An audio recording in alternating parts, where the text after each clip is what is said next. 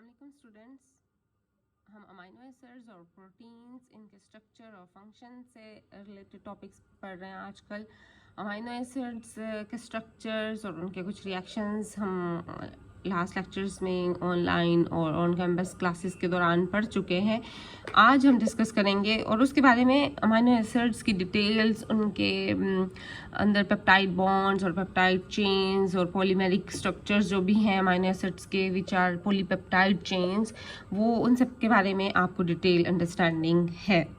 ठीक है, और ये भी पता है कि कुछ अमीनो एसिड्स की नेचर किस तरह की होती है। क्लासिफिकेशन से भी आप बखूबी वाकिफ़ हैं। Hydrophilic interaction, hydrophobic amino acids हैं depending on the nature of the R group, और इसी तरह कुछ एसिडिक हैं और कुछ बेसिक अमीनो एसिड्स भी पाए जाते हैं।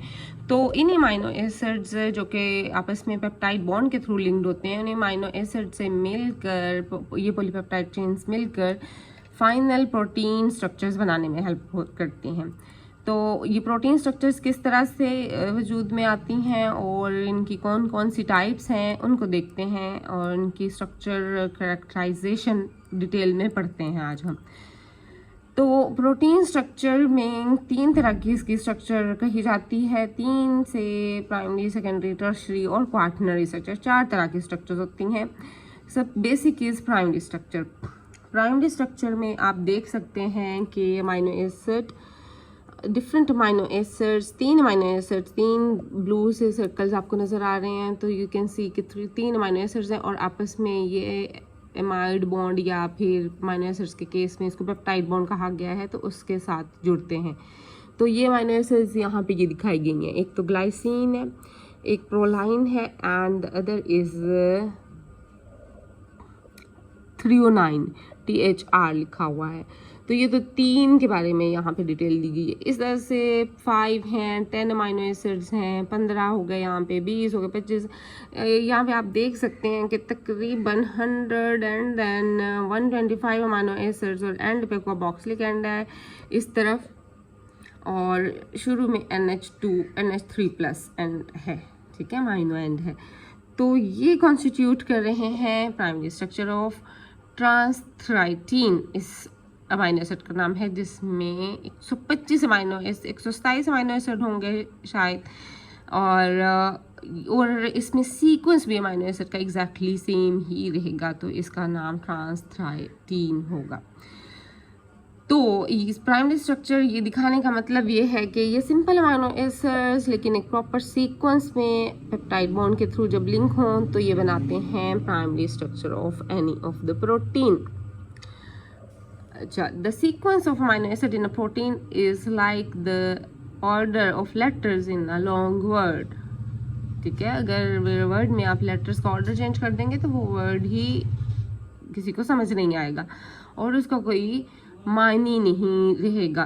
तो इसी तरह प्रोटीन में अगर किसी अमीनो एसिड का स्ट्रक्चर, अमीनो एसिड को हटा दें या उसका सीक्वेंस चेंज कर दें, तो इस अमीनो एसिड की कोई प्रॉपर्टी या फंक्शन करने के काबिल नहीं रहेगा ये प्रोटीन।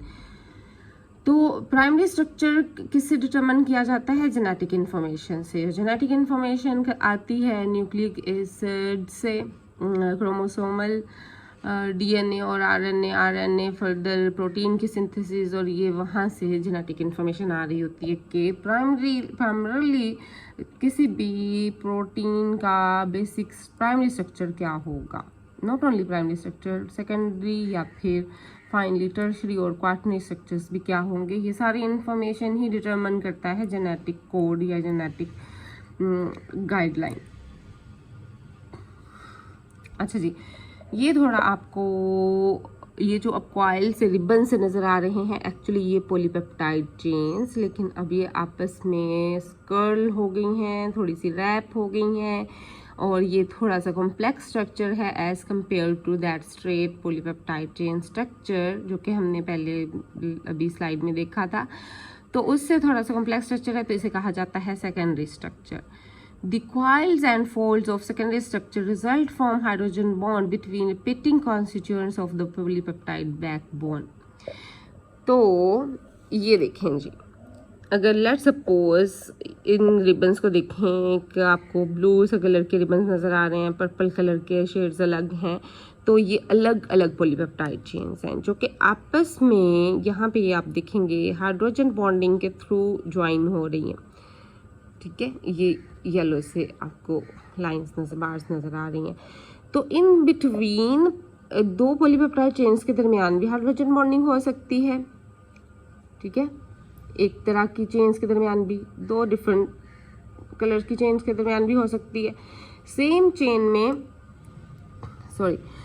चेन में भी हाइड्रोजन बॉन्डिंग है। ठीक है, सेम पॉलीपेप्टाइड चेन में भी। तो इसी तरह से कहीं पे भी हाइड्रोजन बॉन्डिंग की वजह से ये पॉलीपेप्टाइड चेन्स ये रैप अप हो जाती हैं finally to produce the secondary structure of protein.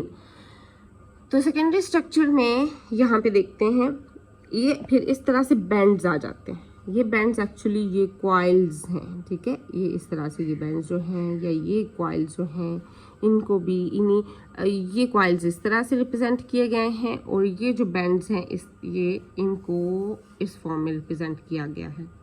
ठीक है, तो amino acid, one amino acid, the other amino acid, third, fourth, fifth, sixth, seventh, eighth, ऐसे। तो और उसमें आपको सी डबल बॉन्ड ओ जो है ये आपको नज़र आ रहे हैं कि इतने ही पेप्टाइड बॉन्ड्स भी वहाँ पे मौजूद हैं। अब जब एक पॉलीपेप्टाइड चेन दूसरी पॉलीपेप्टाइड चेन के सामने आएगी और वहाँ पे हाइड्रोजन और ओ बॉन्ड होगा, इलेक्ट्रोपॉजिटिव इलेक्ट्रोनेगेटिव, तो वहाँ पे हाइड्रोजन बॉन्डिंग पॉसिबल है। ठीक है, तो सेम यू कैन से कि इन चेन्स के दरमियान आपस में यहाँ पे हाइड्रोजन बॉन्डिंग हो और ये एक प्रॉपर डिस्टेंस पे ये शीट्स अरेंज हो जाती हैं और इन शीट्स को बीटा प्लेटेड शीट्स कहा जाता है। ठीक है, बीटा प्लेटेड शीट्स इस तरह की हैं जो कि सेकेंडरी स्ट्रक्चर बनाने में इस तरह से नज़र आती हैं। और अल्फा हेलिक्स जो हैं वो कुछ इस तरह के कॉइल्स होते हैं जिसमें सेम पॉलीपेप्टाइड चेन के अंदर ही यहाँ पे हाइड्रोजन बॉन्डिंग आपको नज़र आ रही है। सिमिलरली यहाँ से यहाँ पे हाइड्रोजन बॉन्डिंग नज़र आ रही है।